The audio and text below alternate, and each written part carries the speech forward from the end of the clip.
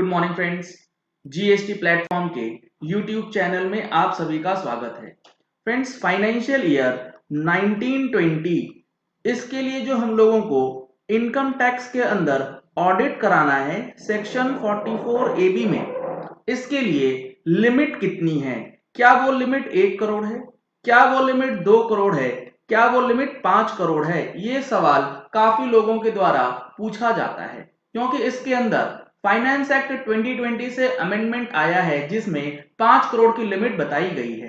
क्या है पूरी चीज, आज मैं आपको एक्सप्लेन करने की कोशिश करने वाला हूं। इनकम टैक्स के अंदर किसे ऑडिट कराना है, किसे नहीं, वो समझने से पहले जीएसटी के अंदर जो फाइनेंशियल ईयर 18-19 की फाइलिंग होनी है, एनुअल रिटर्न और जीएसटीआर 9C ऑडिट रिपोर्ट, उसमें जो दिक्कतें आ रही हैं 17-18 से रिलेटेड डेटा 18-19 में अगर आपने डिक्लेयर किया है तो उसको कैसे आप शो कर सकते हैं, इन सारी चीजों को लेकर के 16 अगस्त 2020 यानी कि नेक्स्ट संडे को 11 बजे से 2 बजे तक ऑनलाइन सेशन ऑर्गेनाइज किया गया है। रजिस्ट्रेशन के लिए आप इस नंबर पे कॉल कर सकते हैं। इनकम टैक्स के अंदर जो ऑडिट होता है वो होता है सेक्शन 44 AB के अंदर। इसके अंदर आपको चीजें जो ध्यान रखनी है वो ये रखनी है कि बिजनेस और प्रोफेशन दो अलग अलग कैटेगरी में बांटा गया है और दोनों के लिए लिमिट जो है वो अलग अलग तरीके से बताई जाती है। अगर आप बिजनेस की बात करेंगे तो उसके लिए अलग लिमिट है और प्रोफेशनल्स के लिए अलग लिमिट दी गई है 44 AB के अंदर। सेक्शन 44 AB जो है उसके अंदर 5 क्लॉजेस दिए गए हैं जिसमें आपको ऑडिट कराना है। इसका जो क्लॉज ए है ये बात करता है बिजनेसमैन के लिए। अगर आप एक बिजनेसमैन हैं और आपका टर्नओवर 1 करोड़ रुपए से ऊपर है तो आपको ऑडिट कराना पड़ेगा for the purpose of income tax. ये मैं जनरल क्लॉजेस अभी आपको बता रहा हूं, क्या एक्सेप्शंस है, क्या स्पेसिफिक चीजें हैं वो अभी हम लोग देखेंगे। क्लॉज बी जो है वो कहता है कि अगर आप बिजनेस नहीं कर रहे हैं, आप एक प्रोफेशनल हैं और आपकी रिसिप्ट जो है वो 50 लाख से ऊपर है तो आपको कराना है audit for the purpose of financial year 1920 assessment year 2021। Clause C किस चीज की बात करता है? क्लॉज सी बात करता है कि अगर आपका जो है रिसिप्ट आ रहा है और वो रिसिप्ट कौन से बिजनेस से है, ट्रक या फिर हेवी गुड्स व्हीकल के थ्रू आता है, तो सेक्शन 44 AE में जो प्रॉफिट्स फिक्स किए गए हैं अगर आप उससे कम प्रॉफिट दिखाते हैं तो आपको ऑडिट कराना है। यहां पर टर्नओवर की कोई लिमिट नहीं दी गई है।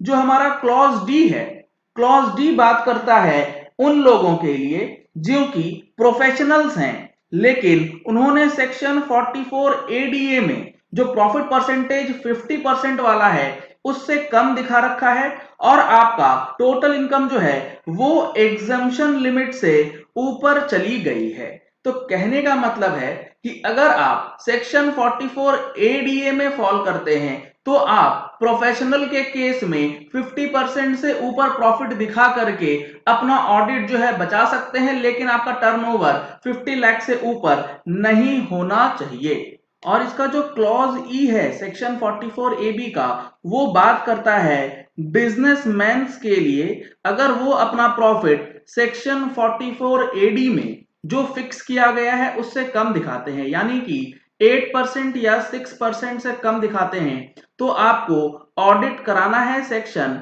44 AB के अंदर। तो ये 5 क्लॉजेज हैं जिसके अंदर आपको सेक्शन 44 AB में ऑडिट कराना है। अब यहां पर आपको यह समझना है जो क्लॉज ए वाली बात मैंने आपको बताई उसमें 1 करोड़ का टर्नओवर लिमिट दिया गया है। इस 1 करोड़ की टर्नओवर लिमिट को बढ़ा करके किया गया है 5 करोड़ फाइनेंशियल ईयर 1920 से। लेकिन ये 5 करोड़ की लिमिट आपके ऊपर तब लगेगी जब आपका total transaction of the business उसका 95% एंड अबव जो है वो बैंक के चैनल्स के थ्रू होना चाहिए। इससे रिलेटेड डिटेल्ड वीडियो ऑलरेडी हमारे चैनल पे अपलोडेड है, लिंक ऊपर आई बटन में दिया गया है, इसे आप जा करके चेक कर सकते हैं।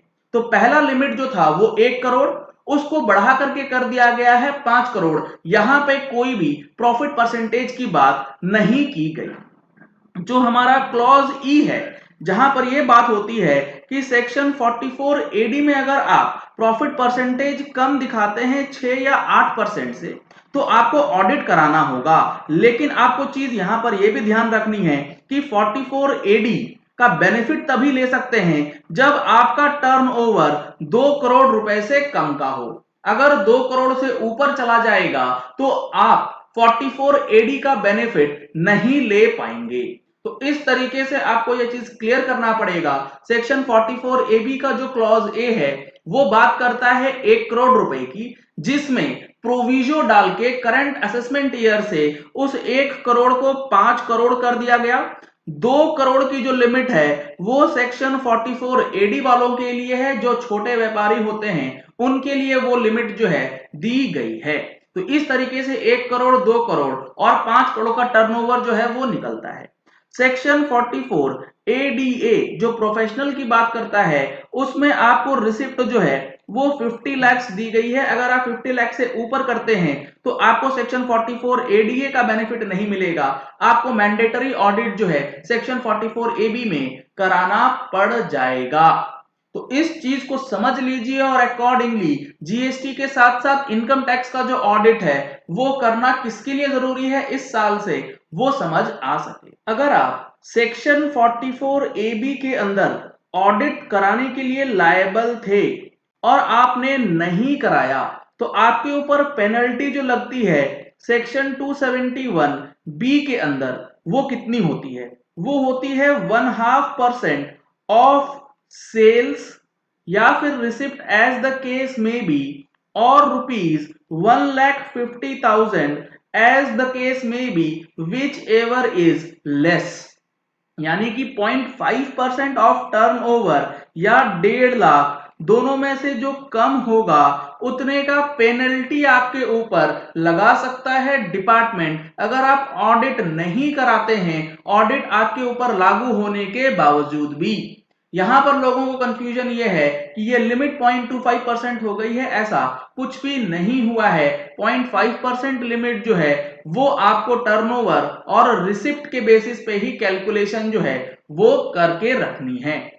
चलिए इस वीडियो को यही एंड करते हैं। आशा करते हैं कि आपको ये वीडियो पसंद आया होगा। अगर आपको ये वीडियो पसंद आया तो इस वीडियो को लाइक और शेयर करना मत भूलिएगा, ताकि मैक्सिमम लोगों तक इनकम टैक्स के अंदर जो ऑडिट की लिमिट्स दी गई हैं फॉर फाइनेंशियल ईयर 1920 वो अच्छी तरीके से क्लियर हो सके। अगर आपने हमारे चैनल पे फर्स्ट टाइम ट्यून इन किया है तो इसी प्रकार के अपडेट्स को पाने के लिए आप हमारे चैनल को सब्सक्राइब कर सकते हैं। सब्सक्रिप्शन के लिए आपको कोई पैसे नहीं देने हैं। नीचे दिया गया है रेड कलर का सब्सक्राइब बटन, उसे प्रेस कर लीजिए, साथ में बेल आइकन आएगा उसे प्रेस कर लीजिएगा। अपडेट्स आप तक पहुंचते ही रहेंगे। Thank you and have a nice day.